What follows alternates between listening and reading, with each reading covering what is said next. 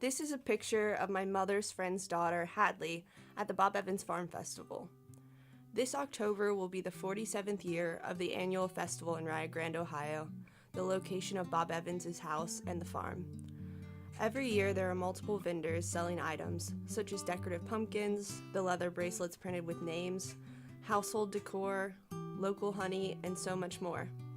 There is a great deal of food to eat and apple cider to drink. When I was younger, we would go to the farm festival every year. My cousins and I would get our faces painted and sled down the hill behind the farmhouse on pieces of cardboard. They have a musical guest every year and performances from locals, such as the line dancing grandmas that somehow still exist. We would walk behind the barn and look at the entrance to a small coal mine that had been used by the family. In my childhood, the farm restaurant had a little store in the lobby with home items, toys, and candy.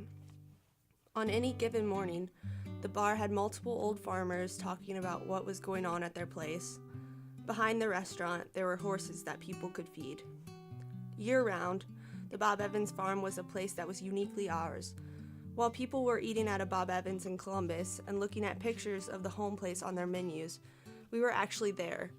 This chain restaurant was a local center for community. Unfortunately, a few years ago, corporate decided to rebuild the restaurant as they had done with most other Bob Evans restaurants elsewhere. Bob died, and suddenly the stores went downhill. They were wasting money in order to make back the money that they had lost. Now they are selling off stores around Ohio because they are losing money.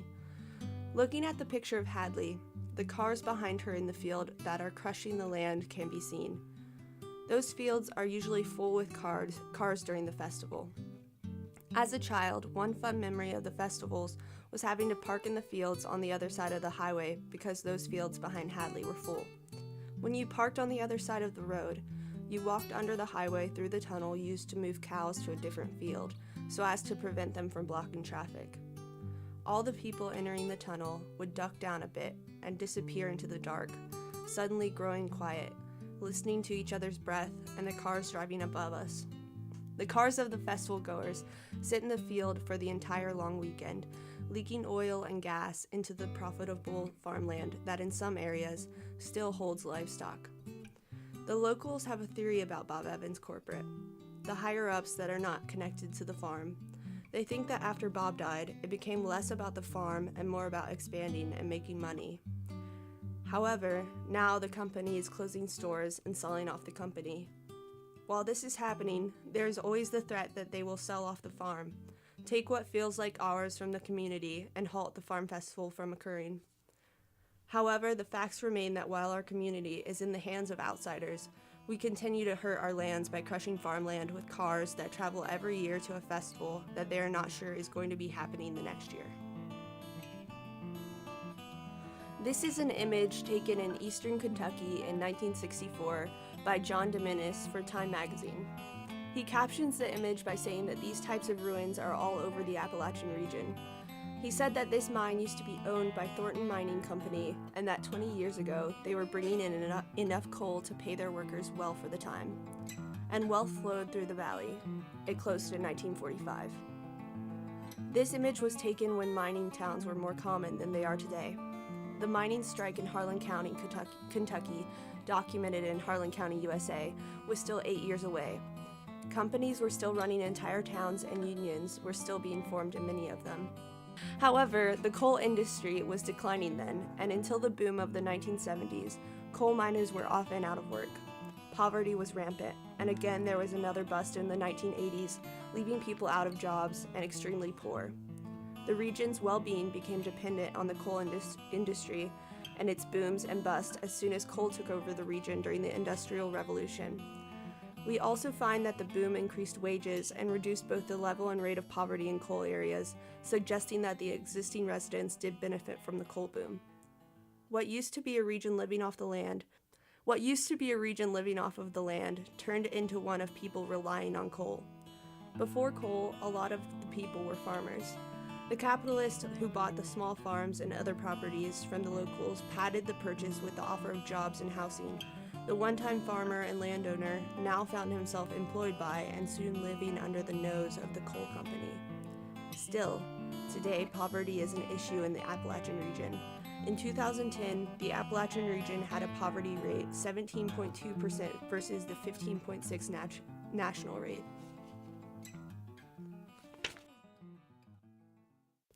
This is an image of my sister with her fellow cheerleaders riding in the back of a truck in the Festival of Flags parade. The Festival of Flags happens during Memorial Day weekend in my home village, Oak Hill, Ohio. The festival is a great way to bring together a community that largely exists outside of the village limits, in the hollows, hills, and farms that scatter the countryside of rural Appalachia. Family members and friends that do not live in Oak Hill anymore, people from neighboring towns, and the residents of Oak Hill come to the festival and support the village. There are a few small fair rides, such as small versions of a Ferris wheel, the motorized swings, and a carousel. There are stands to buy fair food, such as cotton candy, funnel cakes, and shake lemonade. The senior citizens and boosters sell hot dogs with sauce and Jackson County veals. These are deep-fried pork tenderloins, not actual veals. The ladies from the library have a table set up with all of the old yearbooks from Oak Hill High School. The city building hosts a quilt show that different ladies volunteer to watch over throughout the weekend. The festival brings business to the 3 locally owned restaurants in the village, 2 pizza shops, and a dairy bar. The alumni of classes of the 1950s have their reunion during the festival because people are more likely to be in town. The parade shown in the picture consists of the high school band, the cheerleaders, the Festival of Flags Queen and Court, other Ohio festivals queens, the Girl and Boy Scouts, and so much more. For this one weekend a year, the former and current villagers come together to experience the small festival with its traditional Elvis impersonator, community choir concert, and collective love of this poor village. This sense of community is very important for raising interest in this poor area of rural Appalachia. Here, there used to be many jobs for factory workers, coal miners, and plant workers. Now there is a ghost town with few remaining buildings from the once almost booming village. These jobs are gone, and what remains is a region robbed of its resources, independence, and livelihoods. Unfortunately, we cannot acknowledge that we are continuously paying industries that have contributed to the poverty of our region. We praise the coal industry that caused our grandpas, fathers, husbands, brothers, and cousins to retire at 40 and die of black lung at 50. But we look at the cheerleaders and say that our village is surviving despite everything that we have suffered, because we are surviving. It is just a bit harder now. And through it all, the people of Oak Hill still come together to organize the parade and provide a truck for the cheerleaders to ride on. This is an image from 1946 of a shift change at a mine owned by Inland Steel Company in Floyd County, Kentucky. The miners in the picture would have experienced many dangers at the hands of the company. One major hazard was the development of black lung, or coal workers' pneumoconiosis. Black lung is caused by breathing in coal dust. As coal dust accumulates in the lungs, the body is capable of neither dissolving nor expelling the coal. Lung tissue is destroyed, reducing lung capacity and leading to fibrosis and a greater risk of emphysema, chronic bronchitis, and other respiratory illnesses. Another hazard was and is mine fires and explosions. In 2010, there was a huge explosion at the Upper Big Branch mine in southern West Virginia. It killed 29 miners and seriously injured 1. It was caused by not following safety regulations that they are required to follow.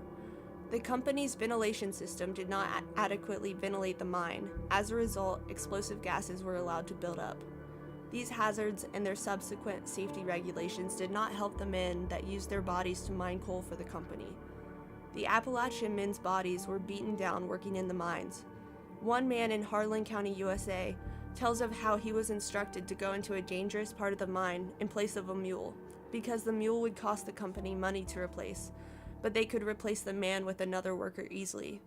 Their bodies did not hold up long enough to save an adequate amount of their meager salary to escape the mine. This is my dog Stella enjoying a nice back road ride with her head out of the window. This dog is ridiculously adorable and ridiculously dumb. She loves putting her head out of the window, but she would jump out if the window were down all the way, or if you did not have your arm around her or her harness. She never has, but she definitely would. She barks at everything. People in other cars, the workers at the drive-thru window, cows, tractors, everything. She just wants to say hello to everyone and everything.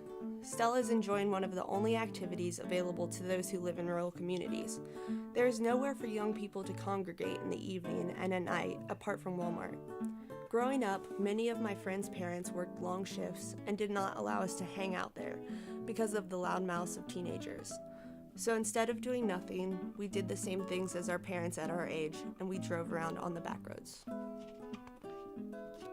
Driving on these back roads while listening to music and talking to each other, it was easy to forget that we were driving through beautiful farmland, protected wildlife areas, Cooper Holler, thickly wooded areas, and marshy wetlands. Areas that appear largely untouched by the effects of industrialism, fossil fuels, and climate change are constantly being driven through, simply for something to do.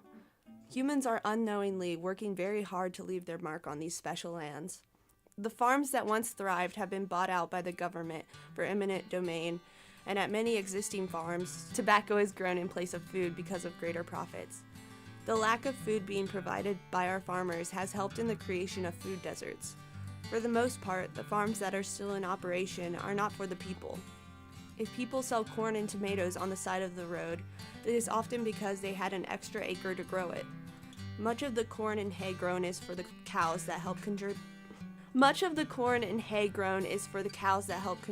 large levels of methane into the atmosphere, all while farmers use fuel to operate most of their machinery and trucks that ship out their products. We drive through these farmlands using unnecessary fuel, and instead of buying produce from the farmer on the side of the road, we go to McDonald's because it is cheaper and easier, and farmers on the side of the road do not usually take food stamps.